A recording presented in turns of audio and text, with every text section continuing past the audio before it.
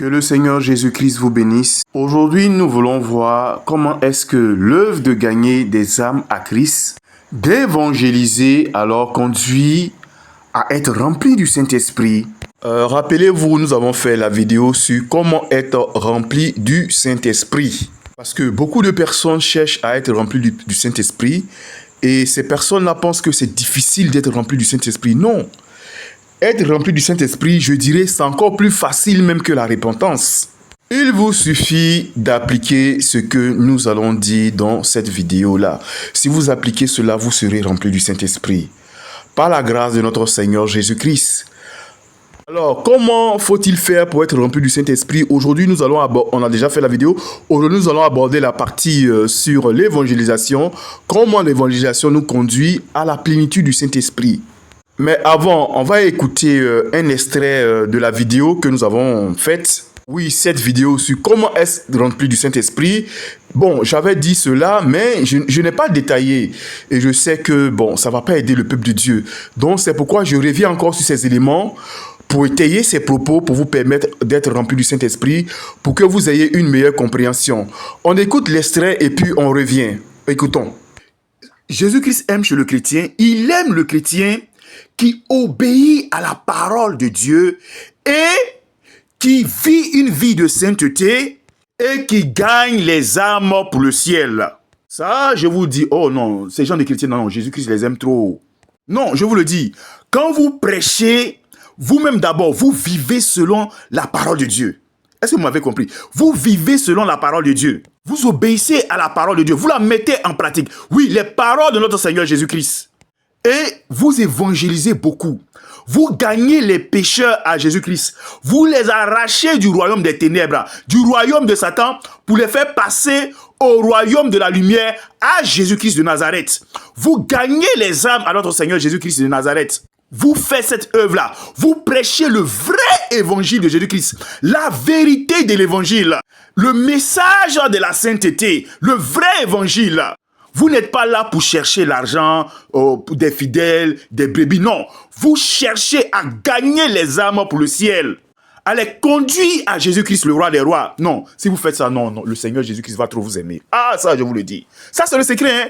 Peut-être que vous le savez avant, peut-être que vous ne le savez pas, peut-être que vous le savez, mais vous n'avez pas mesuré l'importance. Mais je vous le dis, non, si vous faites ça, non, Jésus-Christ va trop vous aimer. Comme la Bible le dit, vous allez Voilà, bien aimé, c'était l'extrait. Vous avez bien écouté. Que le Seigneur Jésus-Christ vous bénisse. Nous vous souhaitons la bienvenue sur la chaîne Demeurons dans l'enseignement de notre Seigneur Jésus-Christ.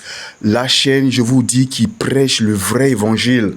Toutes les vidéos que vous écoutez sur cette chaîne, j'aimerais vous rassurer que c'est le vrai évangile de Jésus-Christ. Alors, enseignons-nous dans la présence du Saint-Esprit et écoutons maintenant la parole de Dieu. Bien aimé, nous l'avons souligné dans cette vidéo que pour être rempli du Saint-Esprit, il faut d'abord que vous-même, vous obéissez à la parole de Dieu. Parce que je vous le dis, et sachez-le bien, beaucoup écoutent la parole de Dieu. Ils connaissent la parole de Dieu, mais ils n'obéissent pas.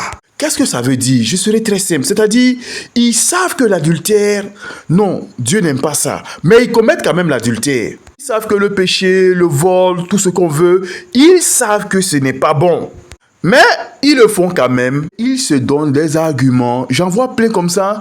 Non, Jésus amour. C'est-à-dire, ils tentent de justifier leur péché par toutes sortes d'arguments possibles. Et vous voyez, nous avons beaucoup de chrétiens comme ça, qui se disent chrétiens, mais qui ont un péché en eux. La masturbation, le vol, le mensonge, tout ce qu'on peut dire. Mais chose bizarre, je vous le dis, ces chrétiens-là prient pour être remplis du Saint-Esprit. Mon frère en Christ, ma soeur en Christ, non, il faut être franc avec toi-même et il faut être sérieux avec toi-même. Toi-même, tu connais ta vie. Moi, je ne sais pas, tu écoutes la vidéo à quelque part en France, aux États-Unis, je ne sais pas où tu es. Je dis, tu connais ta vie. Tu sais le péché qui est en toi. Mais qu'est-ce qu'il faut faire? Jésus-Christ dit quoi? Que si ton œil gauche est pour toi une occasion de chute, mais il faut arracher l'œil. Oui, l'œil gauche. Car c'est mieux pour toi que tu entres borne au ciel que d'avoir les deux yeux et puis d'aller périr dans le feu de l'enfer. Jésus-Christ ici ne parle pas d'arracher son œil. Jésus est en train de nous parler, mais c'est du péché. Si tu reconnais, enfant de Dieu, toi qui écoutes cette vidéo, si tu reconnais qu'il y a un péché en toi, je ne sais pas, le vol, le mensonge, l'impudicité, le sexe, mais fais tout pour te débarrasser du péché, de ce péché-là. C'est ce que Jésus-Christ est en train de nous dire ici. Parce que si tu ne cherches pas à te débarrasser de ce péché-là, tous les autres, en ce qui concerne la parole de Dieu, tu peux bel et bien obéir à tout, hein? Mais il y a un seul péché. Écoute-moi bien. Il y a un seul péché dans ta vie. Enfant de Dieu, sois sage. Ce seul péché-là va te conduire en enfer. Et je sais que tu ne veux pas aller en enfer, mais c'est ce que Jésus-Christ est en train de nous dire ici. Mais débarrasse-toi de ce péché-là. Mais oui. Mais bien aimé, je vous ai dit qu'avant, moi, j'étais dans le football à outrance. J'étais dans le sexe, la pornographie, l'impudicité, les femmes, le sexe. Mais vous croyez que c'est facile d'abandonner? Mais on s'est débarrassé de cela. Mais c'est ça ce travail-là qu'il faut faire. Et je vois beaucoup d'enfants de Dieu, ils se disent chrétiens, elles se disent chrétiennes, mais elles gardent toujours un péché dans leur vie. Oh frère, oh sœur, c'est ce péché-là qui va t'empêcher de voir notre Seigneur Jésus-Christ, le roi des rois au dernier jour. Débarrassez-vous de tout péché. C'est ce qu'on appelle la sanctification. C'est très simple. C'est ça qu'on appelle la sanctification. C'est le fait de se débarrasser de tout péché et de devenir saint, pur comme le Seigneur Jésus-Christ nous le demande. Allez-y dans les églises, vous allez voir, les gens ne sont pas débarrassés du péché. Ils vivent encore des vies qui ne sont pas agréables à notre Seigneur Jésus. Et ils prient pour être remplis du Saint-Esprit et même, je ne sais pas, d'autres parlent en langue dans le péché. Parler en langue dans le péché, être rempli du Saint-Esprit dans le péché, je vous dis, si on vous dit ça, c'est le mensonge. C'est du pur mensonge. Comment peut-on vivre dans la masturbation et puis être rempli du Saint-Esprit? Et toutes sortes d'autres péchés que vous connaissez. Enfants de Dieu, si vous voulez être rempli du Saint-Esprit, je vous en supplie, soyez remplis du vrai Saint-Esprit de Jésus-Christ. Ne vous faites pas blaguer et qu'on ne vous mente pas. Cherchez d'abord en vous-même à être sanctifié, purifié, à obéir à la parole de Dieu et puis ensuite priez pour être rempli du Saint-Esprit. Donc voilà, pour être rempli du Saint-Esprit, il faut au préalable que vous-même vous êtes sanctifié, vous-même vous obéissez à la parole de Dieu d'abord. Et puis ensuite, allez-y maintenant faire l'œuvre de notre Seigneur Jésus-Christ, l'œuvre de gagneur d'âme. Nous lisons le livre de Marc. Marc, le chapitre 16, et nous lisons à partir du verset 17. Voici les miracles qui accompagneront ceux qui auront cru. En mon nom, ils chasseront les démons, ils parleront de nouvelles langues, ils saisiront des serpents. S'ils boivent quelques breuvages mortels, il ne leur fera point de mal. Ils imposeront les mains aux malades et les malades seront guéris. Le Seigneur, après avoir parlé, fut enlevé au ciel et il s'assit à la droite de Dieu. Le verset 20 maintenant. Et il s'en allait prêcher partout. Le Seigneur travaillait avec eux et confirmait la parole par les miracles qui les accompagnaient. Vous voyez, dans ce passage, ici, il nous est dit que il s'en allait prêcher la parole de Dieu. Vous voyez, il partait évangéliser, il partait chercher à gagner des âmes à Jésus-Christ. Oui, c'est au verset 20. Il s'en allait prêcher la parole de Dieu. Et regardez ce qui suit, donc c'est merveilleux. La Bible dit quoi? Que notre Seigneur Jésus-Christ travaillait avec eux et accompagnait leur parole par la démonstration, par les miracles qui accompagnaient les apôtres. Ben oui, quand il partait prêcher, venez à Jésus-Christ, parce que Jésus-Christ, c'est lui qui guérit, Jésus va vous guérir. Donnez vos vies à Jésus-Christ de Nazareth, parce que c'est lui qui est la solution à vos problèmes. Il est le chemin, la vie et la vérité. Donc, il prêchait la vérité de la parole de Dieu. Et Jésus-Christ qui était assis au ciel, à la droite de Dieu, lui aussi envoyait son Saint-Esprit pour manifester les miracles de guérison. Pour prouver à toutes ces personnes qui écoutaient la parole de Dieu que véritablement ce que ces apôtres-là disaient, cela vient de notre Seigneur Jésus-Christ. Et Jésus-Christ faisait beaucoup de miracles pour accompagner ses serviteurs. Mais c'est cela. Lorsque vous partez évangéliser, lorsque vous cherchez à gagner les âmes à notre Seigneur Jésus-Christ, vous prêchez, je dis bien, le vrai évangile qui conduit au ciel. Je vous le dis, le Seigneur Jésus-Christ va travailler avec vous. Le Seigneur Jésus-Christ sera avec vous. Vous allez voir la manifestation de la puissance du Saint-Esprit. Mais nous sommes allés prêcher dans les hôpitaux, partout, dans les maisons, dans les villas. Nous avons croisé des personnes qui étaient malades. Bien-aimés, nous avons prié. Non, Jésus-Christ a fait beaucoup de miracles. J'ai vu beaucoup de miracles de notre Seigneur Jésus-Christ. Pas des guérisons spectaculaires, de grands miracles. Mais c'est cela, je vous dis la vérité. Mais aujourd'hui, qu'est-ce que nous constatons? C'est que les chrétiens n'évangélisent pas. Ils ne cherchent pas à gagner des âmes pour Jésus-Christ. Ils veulent être remplis du Saint-Esprit. Vous savez, si vous avez, je prends même le cas même où vous avez le Saint-Esprit.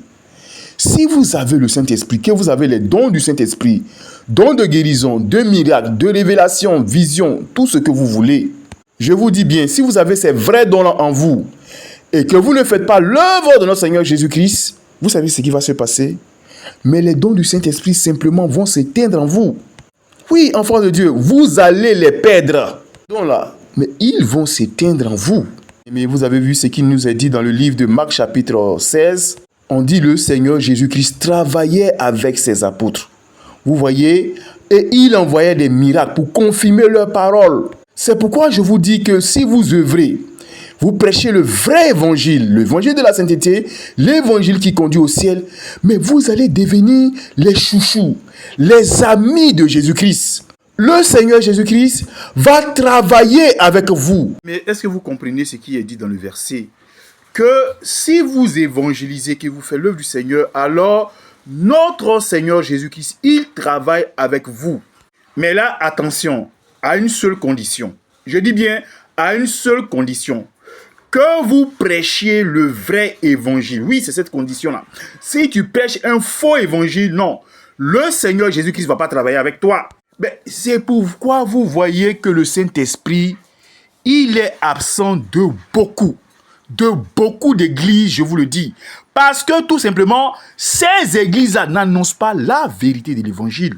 Ils ont peur de perdre les fidèles. Bon, selon eux, s'ils prêchent certains messages, ça risque de frustrer les fidèles, les gens ne vont pas aimer. Donc, ils se détournent de certains messages, ils ne prêchent pas la vérité. Si vous faites ça, je vous dis, vous ne serez pas remplis du Saint-Esprit. Parce que, simplement, le message que vous prêchez, vous annoncez, ne conduit pas les âmes au ciel. C'est tout simple. C'est pourquoi je vous dis, c'est la condition. Pour que notre Seigneur Jésus-Christ travaille avec vous, pour que le Saint-Esprit travaille avec vous, pour que vous soyez remplis du Saint-Esprit, alors prêchez le vrai évangile, l'évangile qui conduit au ciel. Alors, à cette condition, comme il nous l'a dit dans Marc le chapitre 16, le verset 17, le Seigneur Jésus-Christ va travailler avec vous et vous allez voir. J'ai dit, vous serez remplis du Saint-Esprit. C'est la vérité, je vous dis. Vous serez remplis du Saint-Esprit. Mais regardez, il y a d'autres enfants qui sont des enfants de Dieu, qui sont des chrétiens. Je dis bien, de vrais chrétiens et de vrais enfants de Dieu. Mais qui ne se consacrent pas à l'œuvre de l'évangélisation. C'est-à-dire, gagner les pécheurs au ciel là, ce n'est pas une priorité pour eux. Est-ce que vous me comprenez? Je dis, ce n'est pas une priorité pour eux. Enfants de Dieu, écoutez-moi et écoutez-moi très bien.